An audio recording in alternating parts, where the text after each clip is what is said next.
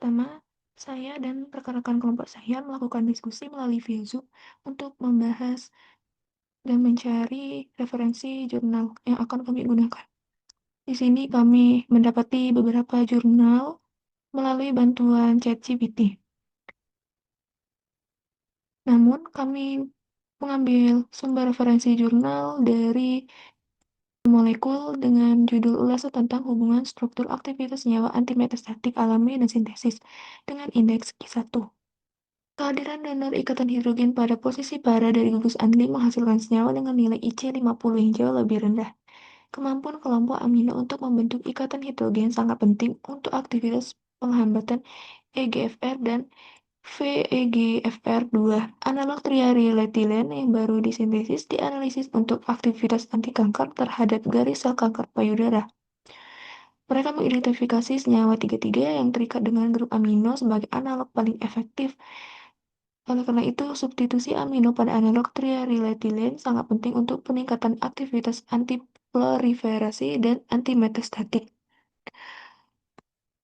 Kemudian, pada jurnal ini saya mengangkat masalah yaitu mengapa senyawa dengan gugus fungsi polar seperti alkohol, amina, dan karboksilat cenderung memiliki aktivitas biologis tinggi tetapi tantangan dalam penetrasi membran sel. Lalu saya meminta bantuan ChatGPT untuk mencarikan referensi jurnalnya, dan saya mendapati jurnal dari Akta Farmaseutika Sinica B dengan indeks Q1 juga, dengan judul wawasan mekanistik tentang kapasitas pelepasan terkontrol gugus fungsional polar dalam sistem pengantaran obat transdermal, hubungan antara kekuatan ikatan hidrogen dan kapasitas pelepasan terkontrol. Dalam jurnal ini membahas untuk menembus stratum corneum, obat-obatan harus melewati jalur lipid atau berulang kali terdistribusi antara fase kaya keratin dan fase lipid.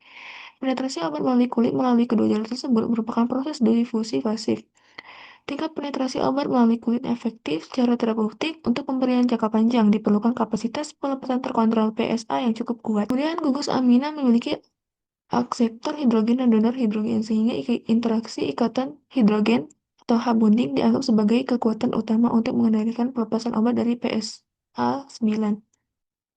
Kemudian saya mendapati jurnal untuk pembandingnya dari Scientific Report dengan judul Entropi dan Polaritas Mengontrol Pembagian dan Pengangkutan Molekul Mirip Obat dalam Biologi Selaput dengan indeks Q1.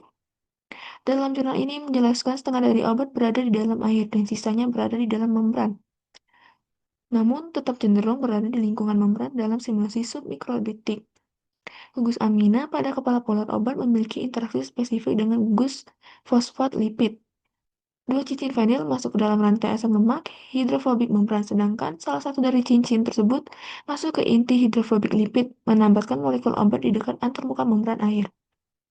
Lalu penyisipan obat bermuatan ke dalam inti hidrofobik dikaitkan dengan dehidrasi gugus amina, menyebabkan ketidaksesuaian hidrofobik antara gugus bermuatan dan ERCOT alkil. Akibatnya, deformasi lapisan lipid di sekitar bagian bermuatan dapat sebagian mengkompensasi biaya energi yang ditimbulkan oleh membran, dan beberapa molekul air menembus ke wilayah hidrofobik membran untuk melindungi gugus amina yang bermuatan positif.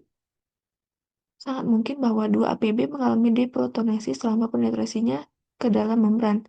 Namun sifat membran yang tidak homogen kemungkinan akan memodulasi keadaan protonasi nitrogen amina yang dapat ditritasi. Hal ini dapat dikaitkan dengan ketidakcocokan antara gugus amina bermuatan dan inti hidrofobik membran.